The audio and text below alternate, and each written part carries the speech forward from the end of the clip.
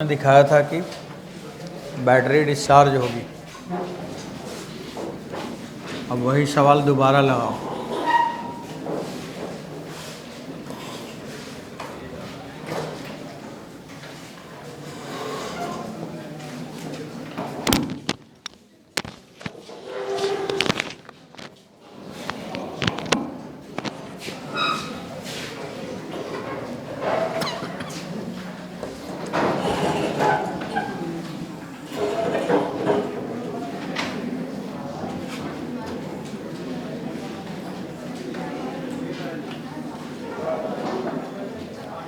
Cell लेते आना जी, cell लेके आ जाओ।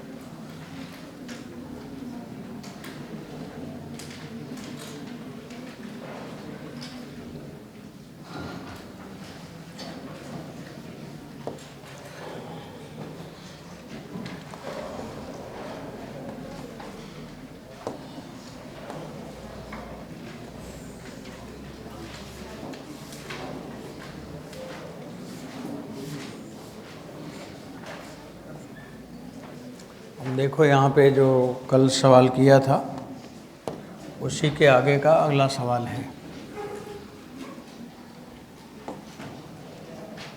यहाँ पे पोटेंशियल दिया है 12 वोल्ट का। ये 12 वोल्ट का बैटरी का पॉजिटिव टर्मिनल है और इधर अर्थिंग किया है।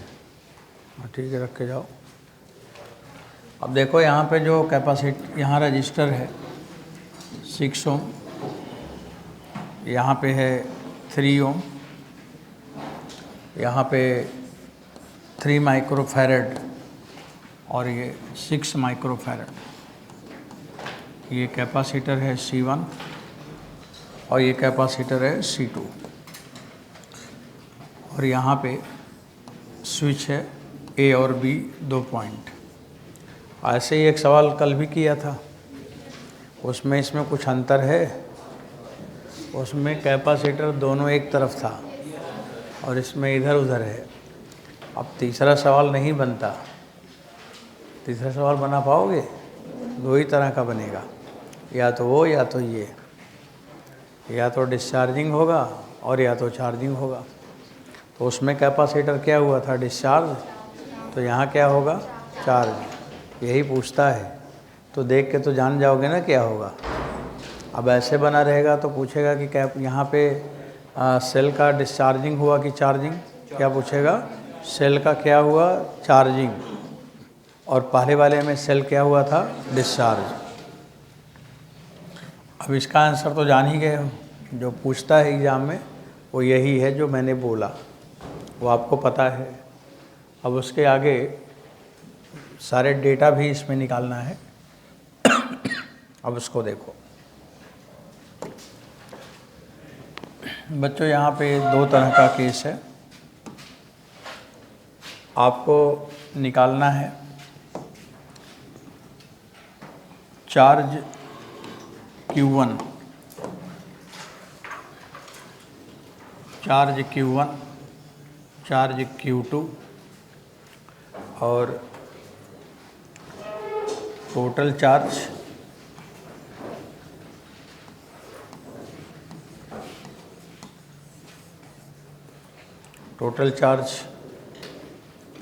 पोटेंशियल VA, पोटेंशियल VB और VA माइनस VB।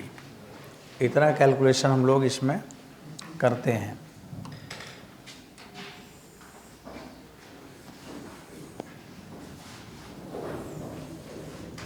Q1 की वैल्यू, Q2 की value, total charge VA, VB, VA minus VB। अब यहाँ पे कंडीशन क्या है ना, दो कंडीशन है।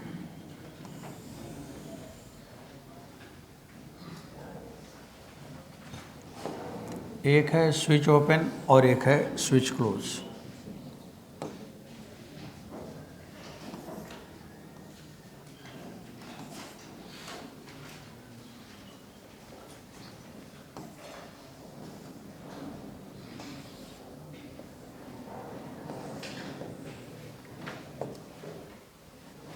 ठीक,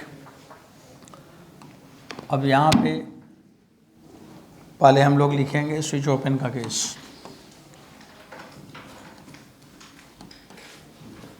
और दूसरा है switch closed.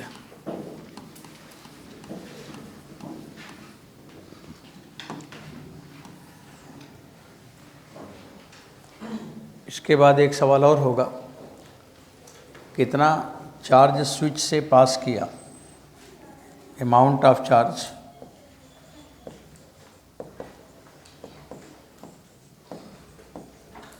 Flow through switch, flow through switch, switch से कितना चार्ज फ्लो किया। इसके बाद जो इसका बैटरी है, बैटरी में बैटरी का स्टेट क्या हुआ, स्टेट ऑफ सोर्स, किस स्टेट में सोर्स जाएगा, ये समझना है। अभी चलो अब एक एक कैलकुलेशन शुरू कर देते हैं। स्विच ओपन है, अगर स्विच ओपन है तो यही वाला केस है। तो अब इसमें ये देखो कि करंट फ्लो करेगा कि नहीं। तो करंट फ्लो करेगा कि नहीं करेगा, पहले ये देखो।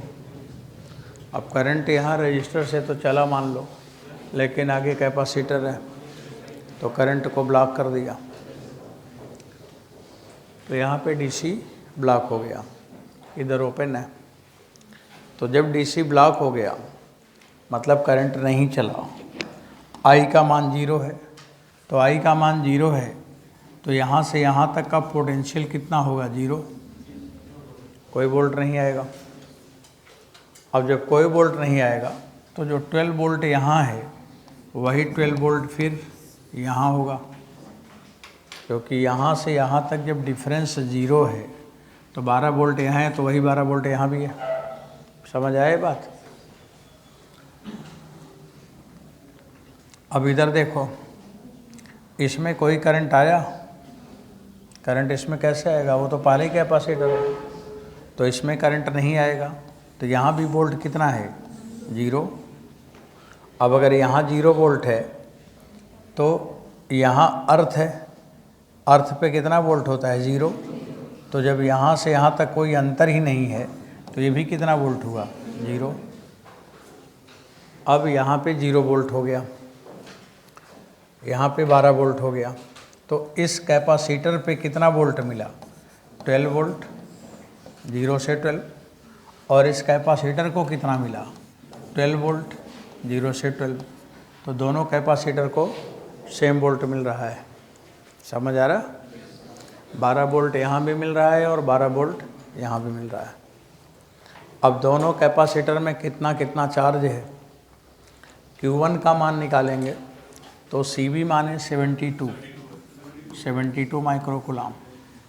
Q2 निकालोगे तो 36 होगा। और दोनों सीरीज में नहीं है, उसमें अलग चार्ज है, इसमें अलग चार्ज है। तो टोटल चार्ज क्या हो जाएगा, इन दोनों को सम करोगे तो 108 माइक्रोकूलम हो गया। A पर पोटेंशियल निकालना है तो 12 वोल्ट, B पे निकालना है तो 0 वोल्ट, यहाँ पे निकालना है तो प्लस 12 वोल्ट। एक कहानी हो गई समाप्त। समझ आया। अब स्विच ओपन का बात फिनिश हो गया। अब हम स्विच को क्लोज करेंगे, अब उसको देखेंगे।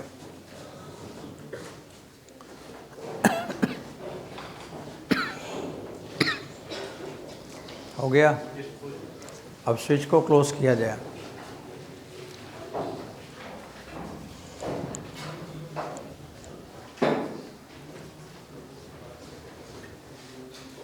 अब बच्चों आगे बढ़ा रहा हूँ। अब ये वाला जो स्विच है इसको क्लोज कर दो। ये हाँ क्या हुआ अभी ये?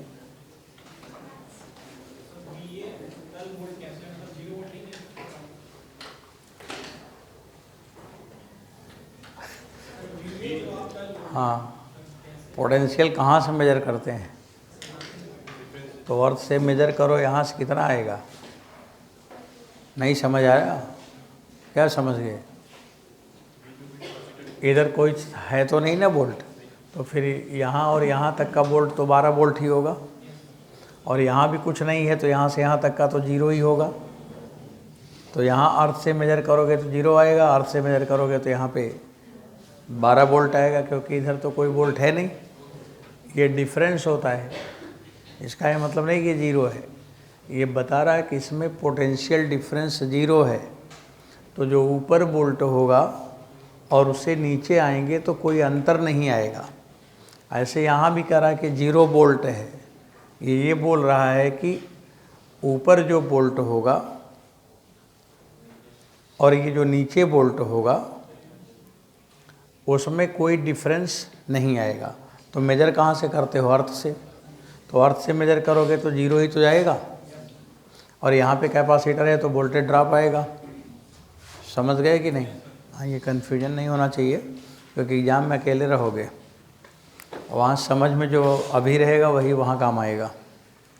अब हमने स्विच को क्लोज़ कर दिया, क्लोज़ की कंडीशन आ गई। अब फिर देखते रहना। अब ये जो बातें हैं ये पुरानी बातें हैं और ये सब ख़त्म हो गया।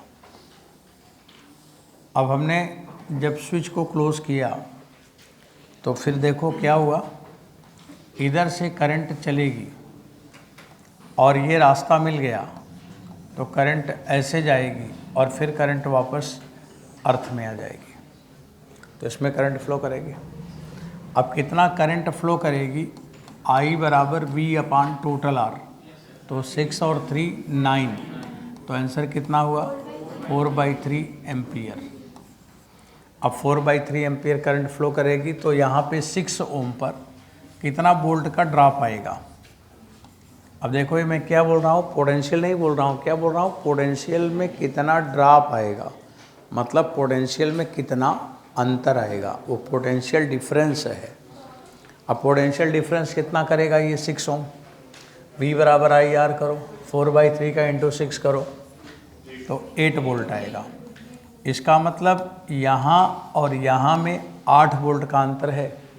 तो ऊपर कितना वोल्ट है? 12, तो नीचे कितना हो जाएगा? 4 हो जाएगा। तो यहाँ पे 8 वोल्ट का अंतर है, तो ये कितना वोल्ट हुआ? 4 वोल्ट हो गया। समझ गए ना क्या वोल्ट हुआ? 4 वोल्ट। अर्थ से जब मेजर करोगे तो 4 वोल्ट आएगा, 8 वोल्ट ऊपर और प्लस होके 12 वोल्ट हो जाएगा। अब यहाँ पे जो करंट फ्लो करेगी इससे कितना वोल्ट आएगा? IR करो, I और R 4 वोल्ट। इसका ये मतलब है कि जो रजिस्टर है इसमें इस पॉइंट और इस पॉइंट में 4 वोल्ट का डिफरेंस है। तो यहाँ पे 0 वोल्ट है तो ऊपर जाएंगे, 4 वोल्ट का डिफरेंस है तो 4 वोल्ट बढ़ेगा। तो 0 यहाँ है तो ऊपर क्या हुआ? 4 वोल्ट, तो 4 वोल्ट यहाँ हो गया। अब देखो कैपेसिटर जो C2 है और जो कैपेसिटर C1 है उस पे कितना कितना वोल्ट मिला। अब यहाँ पे हम वोल्ट दिखाएंगे। तो जो C2 है अर्थ से मेजर करो, C2 के क्रॉस वोल्ट कितना पाया? 4 वोल्ट। और C1 के लिए कितना मिला? कितना मिला? 8 वोल्ट। यही 8 वोल्ट यहाँ भी आएगा। और अगर ऐसे देखें तो यहाँ से भी देख सकते हैं 4 वोल्ट है, पूरा 12 वोल्ट है, तो क्या हुआ? 8 वोल्ट हुआ। समझ आ गया? अब बताओ C1 में कितना चार्ज है? तो 8 6 48 माइक्रो कूलम। और C2 में 12 microcoulomb, total 60 microcoulomb. Potential A,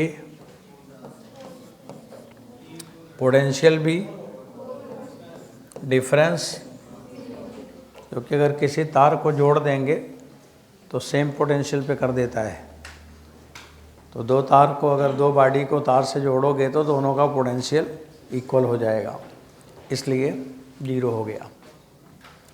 अब क्वेश्चन आया कि चार्ज स्विच से कितना फ्लो किया। तो पहले कुल चार्ज दोनों कैपेसिटर में 108 था, और जब स्विच को हमने ऑपरेट किया तो 60 हो गया। तो जो घटा या बढ़ा जो भी हुआ वो चार्ज स्विच से ही गया, या तो बैटरी से कैपेसिटर में आया होगा और या तो कैपेसिटर से बैटरी में गया होगा। आना हो चाहे जाना हो, है तो सड़क से ही आना जाना, तो आना हो चाहे जाना हो, जाना तो स्विच से ही है, स्विच के बंद करने के बाद ही घटनाएं हुई हैं। तो कितना चार्ज फ्लो किया। अब दोनों में जो बड़ा है उसमें से छोटा माइनस कर दो, 48 माइक्रोकूलम, इतना चार्ज स्विच से पास कर गया। अब हमें ये देखना है कि वो चार्ज बैटरी से कैपेसिटर में आया या कैपेसिटर से बैटरी में गया। तो क्या हुआ, कैपेसिटर में चार्ज पहले ज़्यादा था और बाद में कम हो गया। तो जो कैपेसिटर में चार्ज कम हुआ वही तो बैटरी में गया। तो बैटरी में चार्ज गया, तो बैटरी में चार्ज गया तो बैटरी चार्ज हुई कि डिस्चार्ज। तो ये बच्चों चार्जिंग है। तो आपसे एग्ज़ाम में टीचर पूछेंगे, ऐसे सर्किट बना रहेगा और बोलेंगे स्विच को क्लोज़ करेंगे तो बैटरी चार्ज होगी कि डिस्चार्ज होगी, बस इतना ही बात पूछा जाएगा। तो बताओ सवाल लगाओगे कि देख के बता दोगे। अगर दोनों कैपेसिटर एक तरफ है तो डिस्चार्जिंग का केस है, और कैपेसिटर इस तरह से है, साइड बाय साइड है, बीच में रजिस्टर है, तो चार्जिंग है। ये कभी बदलेगा नहीं, चाहे जो सवाल बने, चाहे जैसा सवाल बने, ये चार्जिंग का केस हो गया। समझ आया। तो ये चार्जिंग हो गया सेल का। अब जो वैल्यू पूछेगा तो निकालना मुश्किल है कि आसान है। मुश्किल है, बिल्कुल आसान है, एकदम आप देखा, देख देख के लिख लिया। अब बच्चों ये क्वेश्चन आपका कवर हो गया। अब आप लोगों ने इस सवाल को लगा लिया। यहाँ पर चार्ज का डिस्ट्रीब्यूशन, पोटेंशियल का डिस्ट्रीब्यूशन हो गया। अब थोड़ा आगे बढ़ते हैं। अब एक सवाल आपका ब्रेन चेक करने का है। हटा सकते हैं इसे। अब देखो अगला सवाल क्या है। अगला क्वेश्चन में जो इन्फॉर्मेशन दी जा रही है, ये कोई कंटेनर है और इसमें कोई लिक्विड भरा हुआ है, डाइलेक्ट्रिक लिक्विड। इसमें डाइलेक्ट्रिक है और K का मान 11 है। तो लिक्विड जो है उसका डाइलेक्ट्रिक कांस्टेंट 11 है।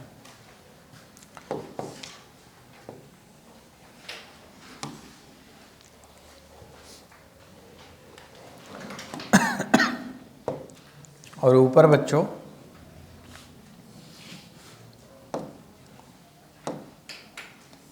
ये कैपेसिटर है,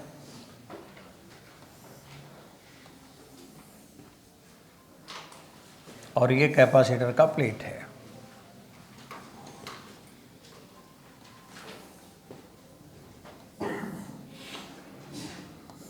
ये, और यहाँ पे मैंने एक बैटरी लगाया, और ये जो बैटरी है वो 10 वोल्ट की बैटरी है, 10 वोल्ट की। और इसका एरिया दिया है 1/1, मतलब 1 मीटर लेंथ है, 1 मीटर विड्थ है, 1 मीटर इंटू 1 मीटर एरिया है। और इसके बीच का जो गैप दिया है ये 1 सेंटीमीटर है। 1 सेंटीमीटर क्या, इसे 10 सेंटीमीटर ही लिख लो, 10 सेंटीमीटर है। अभी ये जो कैपेसिटर है बैटरी से जुड़ा है और कैपेसिटर का प्लेट एरिया कितना है 1 स्क्वायर मीटर। दो प्लेट के बीच का गैप कितना है 10 सेंटीमीटर। और ये दोनों प्लेट किस में है हवा में है और नीचे क्या है लिक्विड है। अगर अभी आपसे मैं पूछूं कि बताओ इसमें कितनी करंट फ्लो कर रही है, यहाँ पे अगर हम एमीटर लगा दें यहाँ पे तो पूछा जाए कि बताओ इस एमीटर में कितनी करंट की रीडिंग आएगी, मतलब कितना करंट फ्लो करेगा, तो एमीटर रीडिंग क्या होगा 0 होगा। क्यों? कैपेसिटर स्टडी स्टेट में होगा तो वहाँ पे ए एमीटर है और यहाँ का ए एरिया है, तो मैंने पूरा नाम लिख दिया। अब बच्चों अब सवाल क्या है, अगर ये पूरा सिस्टम को हम नीचे की तरफ ले आएं इधर लिक्विड में और वो भी 10 मीटर पर सेकंड से नीचे ले आएं, 10 मीटर पर सेकंड की रफ्तार से इसको नीचे ले आएं, तो जब ये नीचे आने लगेगा तो कैपेसिटर की कैपेसिटी कांस्टेंट रहेगा कि बदलेगा? और अगर कैपेसिटी बदलेगा तो बदलने में घटेगी कि बढ़ेगी? तो जब बढ़ेगी तो बैटरी से चार्ज वो लेगा कि अपना चार्ज बैटरी को देगा? तो बैटरी से चार्ज लेगा। तो बैटरी से चार्ज का फ्लो होगा कि नहीं होगा? और चार्ज का फ्लो होगा तो करंट आएगा कि नहीं आएगा? तो वही सवाल पूछा है कि एमीटर रीडिंग बताओ। क्या पूछा है? एमीटर रीडिंग, उसमें कितनी करंट फ्लो कर रही वही बताना है। तो find ammeter reading due to motion of, अब उसमें ड्यू टू कुछ लिखना नहीं है, आगे सबको समझ में आ रहा है कब आगे क्या होगा। हाँ, अगर कोई तालाब के किनारे नदी के किनारे खड़ा करके पीछे से धक्का दे दो तो आदमी समझ जाएगा कब आगे क्या होगा। तो यहाँ समझ आ रहा है कि आगे क्या होगा। अब सवाल में यही पूछा है कि एमीटर रीडिंग क्या होगा। लगाओ बच्चों इसको, देखो कितना आता है एमीटर रीडिंग।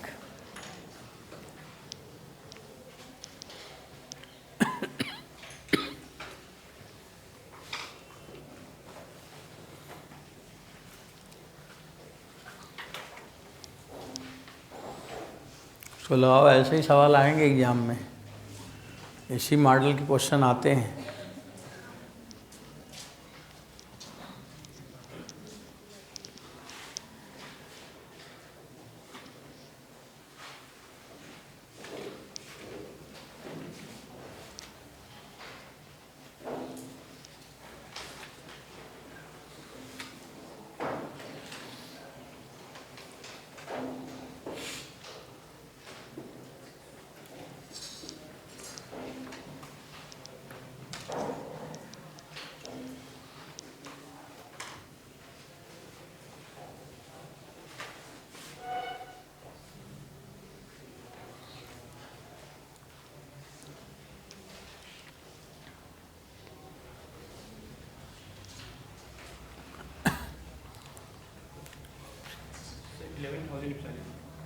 $11,000 अपसाइलेंट नॉट, ठीक है।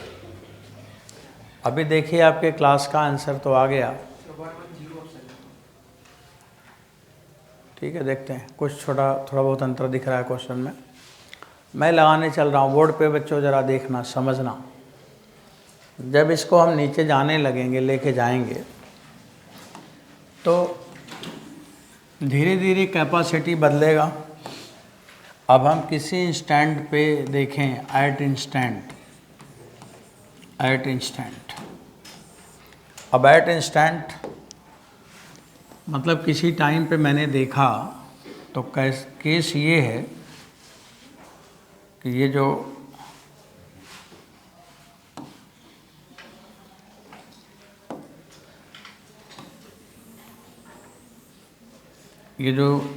कैपेसिटर का सिस्टम है, ये इसके अंदर क्या करेगा, इंटर कर रहा होगा। अब ये इंटर कर रहा होगा, मान लो यही है,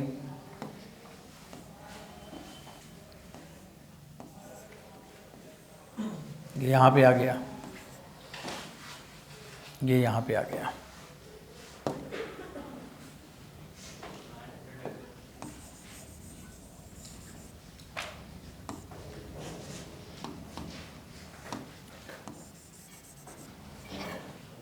ठीक है, अब ऐसे ही अंदर चला जा रहा है ये, और इसकी स्पीड दिया है क्वेश्चन पेपर में अपने 10 मीटर पर सेकंड। अब ये नीचे जा रहा है। अब ये मान लो कि इसके अंदर कुछ अंदर इंटर कर गया और वो x है, तो ऊपर कितना बचा? 1 माइनस x है। अब यहाँ पे ये कैपेसिटर में डाइलेक्ट्रिक है और इस कैपेसिटर में एयर है, तो बताइए यहाँ पे कैपेसिटर कितने हैं? 2, और दोनों का वोल्ट बराबर है कि नहीं? और अगर वोल्ट बराबर है तो दोनों कैपेसिटर किस में आ गए? पैरेलल में। अब यहाँ पे पैरेलल में कैपेसिटर आ गए, तो अब हम यहाँ लिखेंगे C इक्विवेलेंट। तो C इक्विवेलेंट बराबर क्या लिखा जाएगा?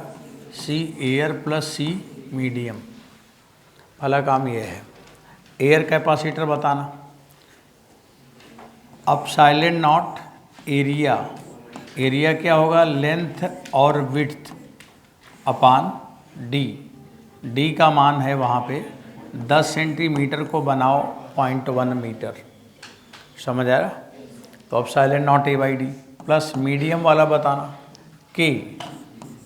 अब साइलेंट नॉट एरिया, एरिया क्या होगा? x इंटू 1, ये हुआ कि अब silent not a upon D माने 0.1। बच्चों ये समझ आया? अब साइलेंट नॉट अपान 0.1 बाहर कर लो, कॉमन ले लो। तो यहाँ पे हमें मिला 1 माइनस एक्स और वहाँ पे मिला के एक्स। के का मान 10 है, बाद में रख लेंगे, सब नंबर एक साथ रख देंगे तो थोड़ा समझ में कम आएगा। एक बार चेक कर लो, यहाँ पे 1 माइनस एक्स है और वहाँ पे के एक्स है। इतना समझ आ रहा? अब आपको C इक्विवेलेंट मिला। अब C इक्विवेलेंट नहीं, अब आपको Q पता करना है। तो C इक्विवेलेंट इंटू V होगा। V कितना है? 10 वोल्ट। इसमें 10 से मल्टीप्लाई करो तो 10 अब साइलेंट नॉट अपान 0.1, ब्रैकेट में आया 1 प्लस x कॉमन ले लो तो कितना आएगा? k माइनस 1, ये आ जाएगा। अब हमें ये पता चला कि किसी इंस्टेंट पर कितना चार्ज है। अब बच्चों Q की जब वैल्यू पता हो गई तो करंट पूछा है, I बराबर आप लिखोगे dq अपान dt। आप डिफ्रेंशिएशन करो, तो जब डिफ्रेंशिएशन करोगे तो आ जाएगा 100 अब साइलेंट नॉट। 100 कहाँ से आ गया? ये 0.1 ऊपर शिफ्ट कर दिया, 100 अब साइलेंट नॉट। और जब डिफ्रेंशिएट करोगे तो 1 का डेरिवेटिव 0 आ जाएगा, तो वो 0 हो गया। आगे लिखा जाएगा k माइनस 1 और फिर लिखा जाएगा dx अपान dt। समझ आया? अब फिर लिखा गया 100 अब साइलेंट नॉट इंटू के माइनस 1। के का मान 11 है, तो 11 माइनस 1 किया, और dx अपान dt वेलोसिटी है। वेलोसिटी कितना है? 10 मीटर पर सेकंड। अब लिखा गया 100 अब साइलेंट नॉट इंटू 10 इंटू 10 बराबर 10 टू पावर 4 अब साइलेंट नॉट। कितना आया? 10 टू पावर 4। और अब साइलेंट नॉट का मान होता है 9 इंटू 10 टू पावर माइनस 12। जब केवल अब साइलेंट आएगा तो हम मैक्सिमम यही लिखते हैं। अब इसे सिंप्लीफाई किया तो बच्चों हमें मिल रहा है 9 इंटू 10 टू पावर माइनस 8। सही है? कितना आ रहा है? 9 इंटू 10 टू पावर माइनस 8, मतलब आ रहा है 90 नैनो एम्पियर। कितना? 90 नैनो एम्पियर। ये आंसर हो गया। अब आप इसका कैलकुलेशन चेक कर लो, एक बार समझ लो और फिर अगला सवाल लिख लो। अभी हम लोगों ने पढ़ा था कि कैपेसिटर का काम है करंट को फ्लो ना कराना, लेकिन अगर कैपेसिटी बदलेगा तब तो करंट फ्लो करेगा ना। वो स्टडी स्टेट में रहता है तब करंट फ्लो नहीं करता। अगर C बदलेगा तो करंट तो आएगा ही आएगा।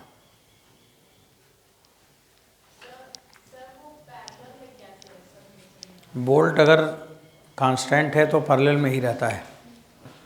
वोल्ट कांस्टेंट है ना, बैटरी जितना वोल्ट यहाँ है उतना ही वोल्ट यहाँ है, तो पैरेलल में हो गया।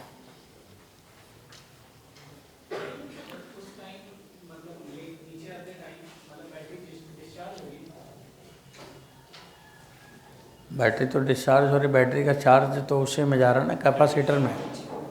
बैटरी का चार्ज कहाँ जा रहा है? कैपेसिटर में ही तो जा रहा है।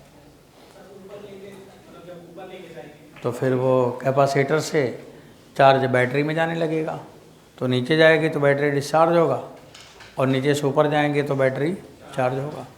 बैटरी की चार्जिंग डिस्चार्जिंग यहाँ भी हो रही है।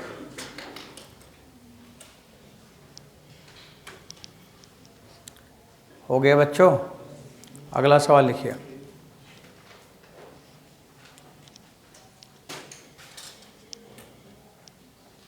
अब देखिए एक क्वेश्चन और करेंगे। देखो यहाँ पे ये कैपेसिटर है कोई, यहाँ पे ये कैपेसिटर है, और इसको मैंने फिक्स किया, और ये वाला जो प्लेट है ये चलेगा वेलोसिटी v से, तो ये इधर आएगा वेलोसिटी v से। अभी इसके बीच का गैप है d, और अभी यहाँ पर भी है d। अब इस सवाल में लिखा है कि अगर ये दोनों कैपेसिटर, दो कैपेसिटर है और दोनों को फुल्ली चार्ज किया गया है, टोटल चार्ज लिख रहा हूँ। If total charge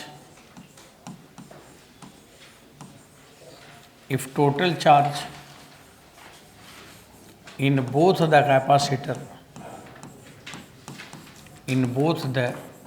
capacitor